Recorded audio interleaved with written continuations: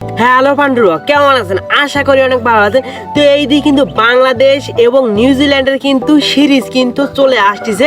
তো আমাদের বাংলাদেশের যে বিসিবি এবং খেলার যে আমাদের ম্যানেজমেন্টরা আমাদের বিসিবি কিন্তু মানে খেলা ফেলিয়েছে যে নিউজিল্যান্ডের সাথে কিন্তু আমাদের নিজ দেশে কিন্তু 3টি ওডিআই এবং 3টি টি-20 ম্যাচের সিরিজ কিন্তু ফেলিয়েছে তাদের সাথে।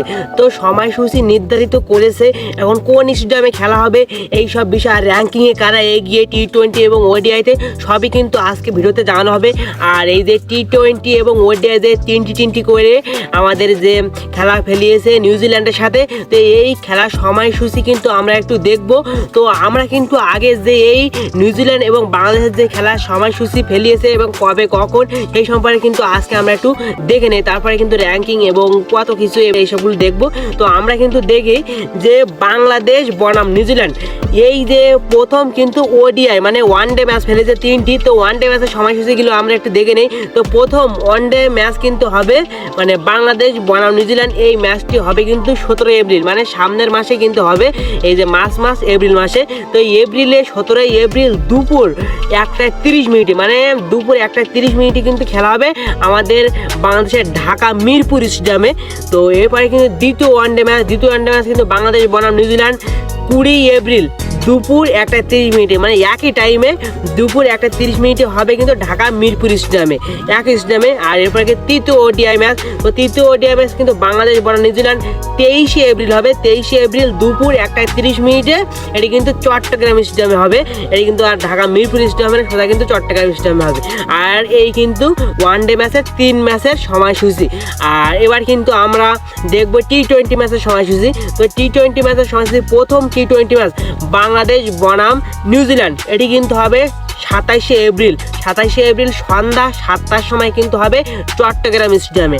আর এরপরে কিন্তু দ্বিতীয় টি-20 ম্যাচটা হবে বাংলাদেশ বনাম নিউজিল্যান্ড 29 এপ্রিল সন্ধ্যা 7টার সময় মানে চট্টগ্রাম স্টেডিয়ামে কিন্তু এটি হবে।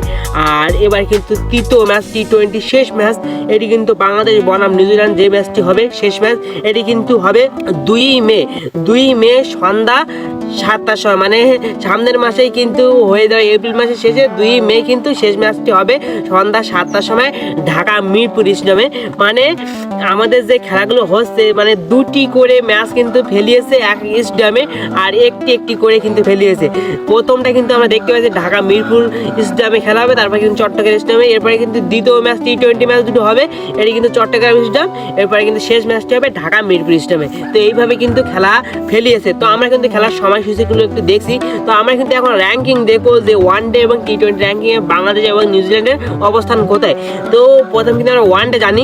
তো ওয়ান ডে র্যাঙ্কিং কিন্তু বর্তমানে নিউজিল্যান্ড কিন্তু দুর্দান্ত, তারা কিন্তু এখন 2 নম্বরে দেখতে পাচ্ছেন, ভারতের পরে কিন্তু তারা 2 নম্বরে আসে।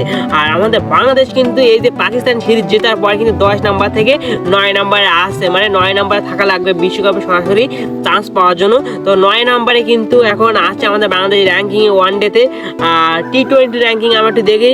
তো টি-20 র্যাঙ্কিং কিন্তু দেখতে পাচ্ছেন যে ভারত কিন্তু 2026 সালে চ্যাম্পিয়ন হয়েছে, তারা কিন্তু চ্যাম্পিয়ন লেখা আছে। তো নিউজিল্যান্ড কিন্তু ফাইনালে উঠছে সেটি কিন্তু আমরা জানি, কিন্তু তারা কিন্তু পরাজিত হয়েছিল। তার নিউজিল্যান্ড কিন্তু 2 নম্বরে নেই, নিউজিল্যান্ড কিন্তু 4 নম্বরে দেখতে পাচ্ছেন র্যাঙ্কিংয়ে। আর আমাদের বাংলাদেশ কিন্তু সেই 9 নম্বরে, মানে আমাদের দুইটাই কিন্তু 9 নম্বরে। আমরা এই 9 নম্বরে 8 নম্বরে 10 নম্বরে এইভাবে থাকি, মানে আমাদের আর কি বলবো, যাই হোক কিছু করার নাই।